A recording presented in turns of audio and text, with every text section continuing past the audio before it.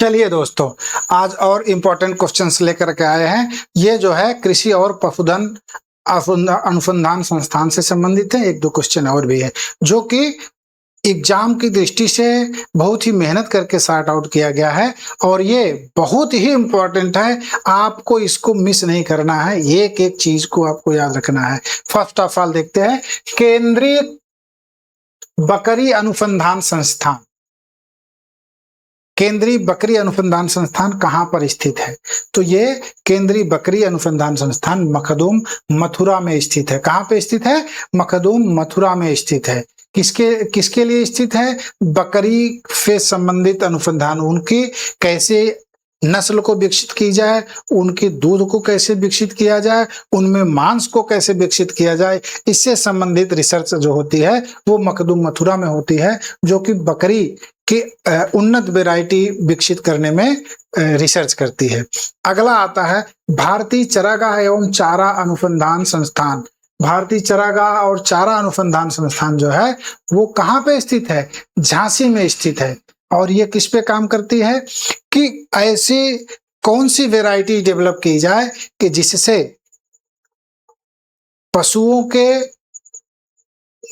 को पौष्टिक स्तर का उन्नत किस्म की चारा मिले, जिससे में कम पानी और कम खाद में ज्यादा बढ़िया वैरायटी पैदा हो, और चारागाह जो लुप्त होते जा रहे हैं उनको कैसे डेवलप किया जाए, इसके लिए तमाम जो है नीति निर्धारण करते हैं और इसकी एक प्रपोजल सरकार को सौंपते हैं। ठीक है, तो भारतीय चरागाह एवं चारा अनुसंधान संस्थान झांसी उत्तर प्रदेश, केंद्रीय बकरी अनुसंधान संस्थान मखदूम मथुरा उत्तर प्रदेश। अब आता है राष्ट्रीय कृषि उपयोगी सूक्ष्म जीव ब्यूरो। आपको बताया गया है पहले भी, फिर से आपको बताया जा रहा है कि राष्ट्रीय कृषि उपयोगी सूक्ष्म जीव ब्यूरो जो है वो कहां पे है? ये मऊ में है। कहां पे है? मऊ में, मऊ उत्तर प्रदेश। राष्ट्रीय कृषि उपयोगी सूक्ष्म जीव ब्यूरो आपको दिख नहीं रहा होगा, तो ये मऊ में है। ठीक है, कट गया है, सॉरी। तो राष्ट्रीय कृषि उपयोगी सूक्ष्म जीव ब्यूरो का काम है कि कृषि की फील्ड में तमाम माइक्रोब्स फायदेमंद होते हैं। जैसे दाल की जो जड़ें होती है उसमें माइक्रोब्स पाए जाते हैं ना, एजोटोबैक्टर, ठीक है, राइजोबियम। तो ऐसे ही कुछ कल्चर्स होते हैं जो मिट्टी को भुरभुरी कर देते हैं, मिट्टी को उपजाऊ कर देते हैं। तो ऐसे सूक्ष्म जीवों का, ऐसे माइक्रोबायोलॉजी जो कि राष्ट्रीय कृषि के डेवलपमेंट में सहयोग करती है, वो उसका ऑफिस कहाँ है? उसका केंद्र अनुसंधान संस्थान का मुख्यालय मऊ उत्तर प्रदेश में है। चलिए, अगला आता है मिनी माटा। एक मिनी माटा पूछा जाता है, इसी के साथ में इटाई पूछा जाता है। इटाई, ठीक है। तो मिनी माटा जो है वो पारा से होता है। ठीक है, पारे के कारण होता है। जब जल में पारे की अशुद्धि मिल जाती है तो उससे मिनी माटा रोग हो जाता है। ठीक है, और इटाई किससे होता है? ये कैडमियम से होता है।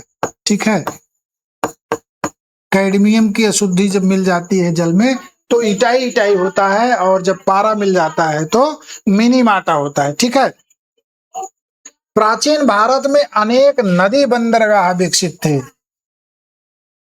प्राचीन भारत में अनेक नदी बंदरगाह स्थित थे जहां से व्यापार, परिवहन तथा माल भंडारण के बड़े केंद्र थे। ये क्या?